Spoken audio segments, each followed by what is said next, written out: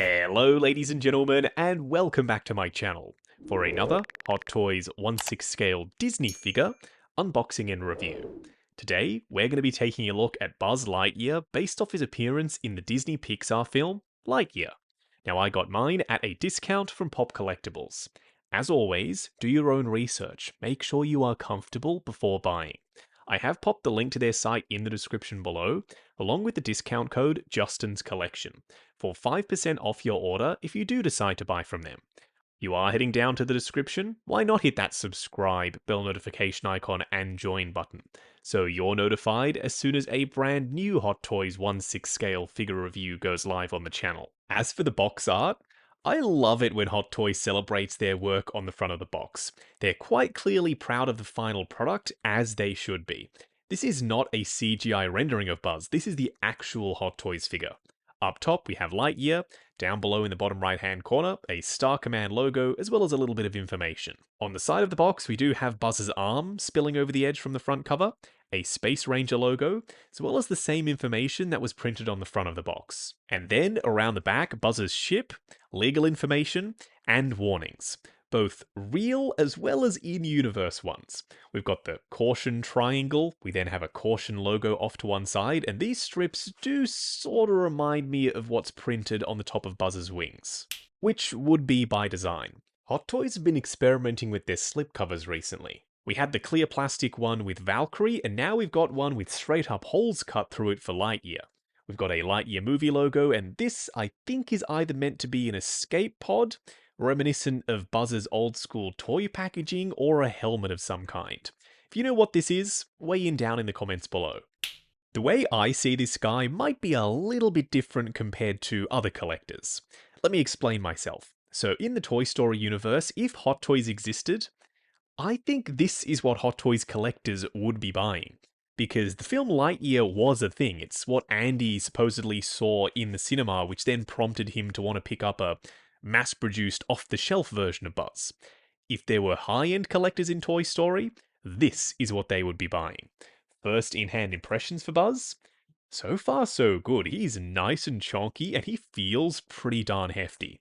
What we are going to do now, though, is get all of his accessories laid out in the light box, and take a closer look at everything he comes with. Starting off with the display base first, which is pretty straightforward. It's done in the typical Hot Toys hexagonal style, meaning it's low profile, and it's going to be easy to work with thanks to these flat edges. You can butt up other hexagon bases right alongside it.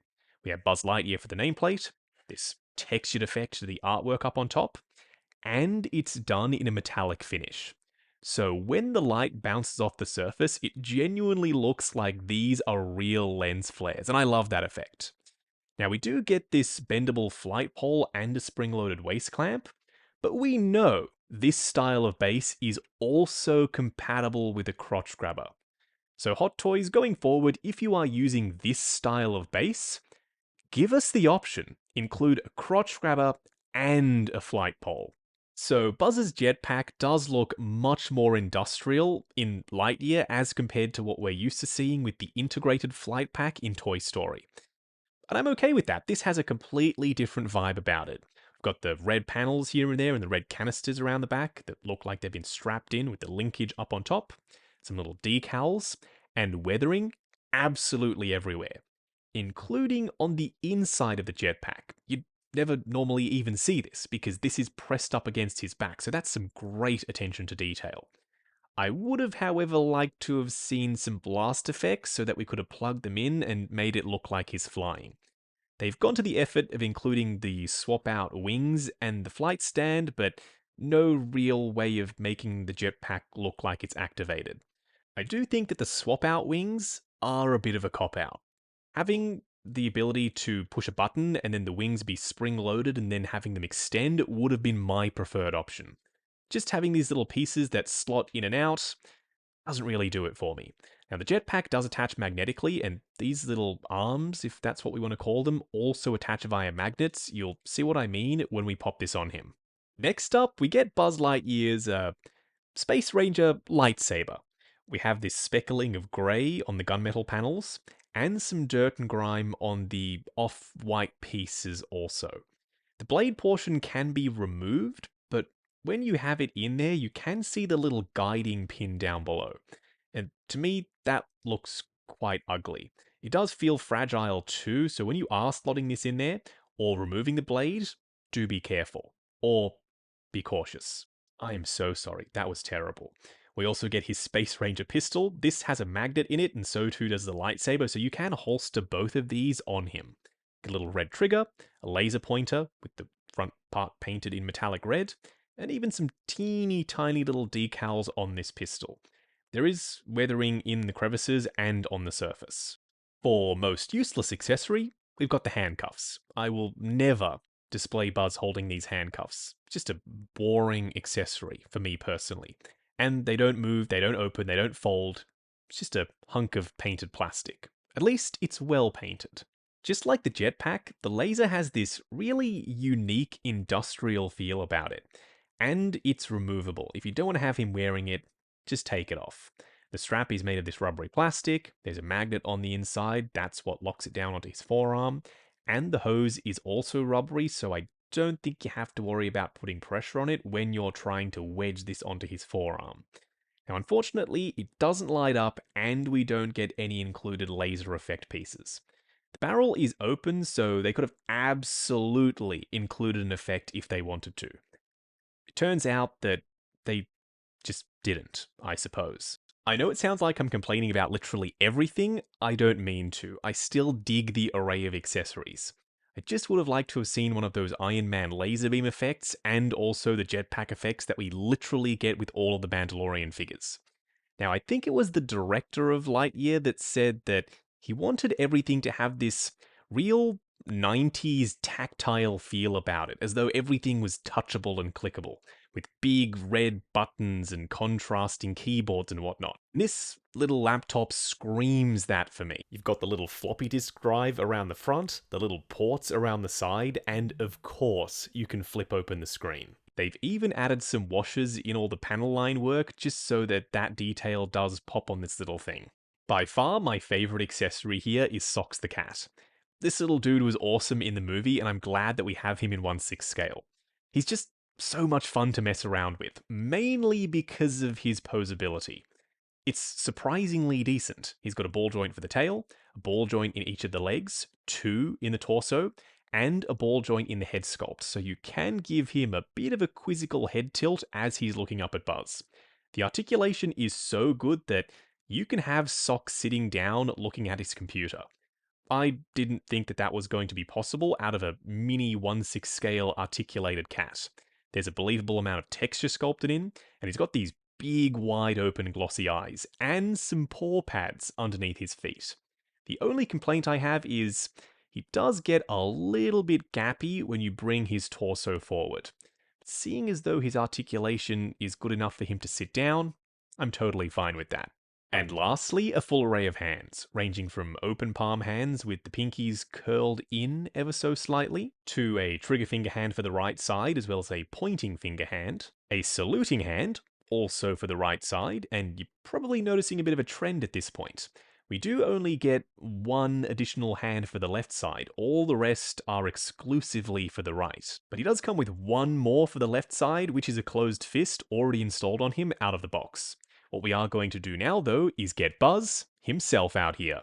Standing straight up and down in the light box, no crazy poses, or accessories, or anything like that. I'm going to cut right to the chase. I adore this figure. He is so much fun. And I know I've already said he's fun, and I'll probably say it a few more times, but you'll just have to grit your teeth and bear with me on this one, because that is the best word I can use to describe him. He's very well proportioned, he looks accurate to the CGI model. There aren't seams and cuts and breaks everywhere, so I think you would fool people for figure photography into thinking that this was the CGI model. Now, he isn't perfect, we do have a couple of things to discuss, but for the most part, like I've already alluded to, I'm insanely happy with how this guy turned out. He's as close to the prototype as I think I've ever seen Hot Toys get. Up close and personal, kicking things off with Buzz's head sculpt. I freaking love this head sculpt. It's got so much personality with the big smile and the little dot down below for his chin dimple thing. And he's got this furrowed look to his eyebrows, so when you move the eyes around, which you can do, you can mix up the expression. You can infuse so much life into this faceplate. Instead of going with a bunch of sculpted skin texture, they've kept it smooth. Normally, I would complain about that, but for Buzz, being based off Pixar animation, this works perfectly. They've even gone so far as to add the Pixar signature white dot in the corner of the eye so that he looks more lifelike. Now, the little cap piece is not removable. Unfortunately, he doesn't come with a second head sculpt with his hair out. I really would have liked to have seen that. Something to be aware of with the head sculpt is the purple bald cap thing does sit inside the suit, so when you're posing him, if you bring the head sculpt down and then rotate it, you might do some damage to the texture that's been sculpted in and the paint applications. So I would suggest keeping the head sculpt up in a neutral position and then moving it around before pulling it forward if that's what you want to do. See what I mean? It's such a playful faceplate. You can have so much fun with this. Just by moving the eyes around, you can alter the expression. Give him a bit of a head tilt, and now he looks cockier than ever. You can install his dome if you so choose. I personally will be going without it. I like the way it looks. I mean, it's optically clear enough that you can see his face through it without too much distortion, but it is slightly tinted yellow, and I don't like that. There are some little greebly bits and pieces around the back to make it look like it can collapse, but it can't. You have to either have the dome installed or fully removed. You can't have it half up around the back like he sometimes does. I would have preferred a collapsible telescopic dome, just like we saw with the Gong Studios Buzz. I don't think that this was the best way of doing the dome. I think the reason why they decided not to have anything open with telescopic parts inside is because they didn't want to overcomplicate the engineering. Because the more complicated something is, the more expensive it is to produce.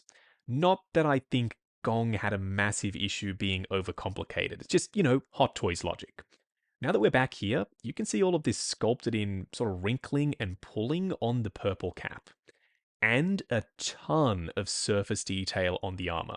The white has been dulled down with washes, you've got scratching and pitting, and some silver chipping and wear and tear on the green parts.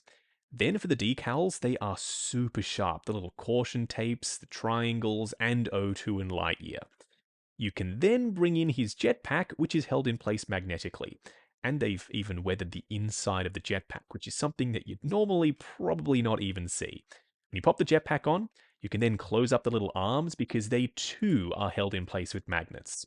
And this is quite secure, not secure enough to hold the entire figure by it, but still, I don't think this is going to fall off if you try and pose him while he's wearing it. It does make the figure quite deep, so something to keep in mind when you are trying to fit him in the display. You do have some thrusters on the underside. It's beautifully weathered, just like Buzz himself. Some little decals and some information printed on it. And, of course, you can swap out the wings for the expanded or extended versions. I don't know about y'all, weigh in the comments down below, but do you prefer your Buzz with the wings out or the wings collapsed? I personally will be displaying him with the wings out. I just think it's a sick look. There's this wind burn effect that reveals itself as you tilt the wings towards the light, and all of this Star Command detailing printed on the surface. The little lights are just cast in translucent plastic and they're non-functional, they don't actually light up. To remove them and install the collapsed versions of the wings, it's quite straightforward. You literally pull them out and install the smaller ones.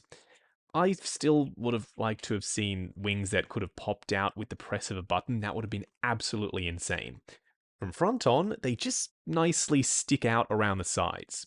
But now he's not only deep, but he's a wide figure, so something else to factor in when you are trying to accommodate Buzz in your display. Just while we're back here, I think they're using the same magnet that they used to attach the jetpack as an anchoring point for the Space Ranger lightsaber. When you pop it on there, it is surprisingly secure, but if you happen to bump it while you're posing him, it might get a bit wonky.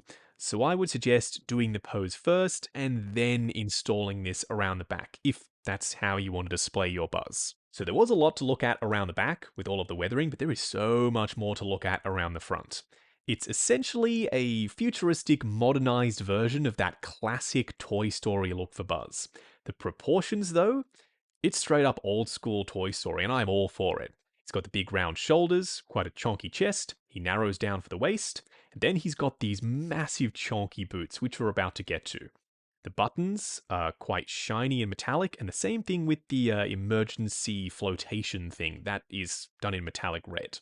Got the Star Command logo up front done in high gloss, and his name. We then have the various decals on his arms. It's asymmetrical, different from one side to the other. And you can open up the little comms panel on his left forearm. This closes quite seamlessly, and you probably wouldn't have even known that it could open if I hadn't shown you or if you hadn't read the instructions.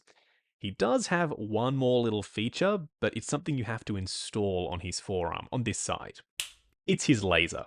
It just slides over his forearm with this strap, and it's held in place with a magnet. As you can see, it's being pulled back and in position. There's this hose around the back with some copper linkages, some buttons, and a mini little screen. What would have been icing on the cake for me would have been an LED or even just an effect piece that we could have plugged into the barrel to make it look like he's using the laser. I still like the way it looks, it just could have been a little bit cooler. We are slowly but surely outfitting Buzz with all of his weaponry and accessories. His pistol does magnetize to his hip almost as securely as the lightsaber does to his back, so with a bit of bumping, I don't think it's going to go anywhere. Now, the paint applications for the legs, just as good as the upper torso. Got this black speckling to make it look like the white has been marred up and is dirty. Some oil staining in the grills and on the side for the legs. Some caution triangles here and there. Silver and black chipping on the green and purple sections. And some fully sculpted tread on the massive purple soles, with washers in the crevices. For a quick side-by-side comparison, on the left, the third-party Play Toy Woody, and on the right, Hot Toys Buzz. I know not everyone loves this Woody, some people say he is downright creepy, and I totally understand. But I can't get over how good they look standing side by side. He complements Buzz perfectly, they're both semi-realistic versions of Toy Story characters. While Buzz is shorter than Woody, I'm not sure of the exact scaling in the original Toy Story films. To me, this looks about right.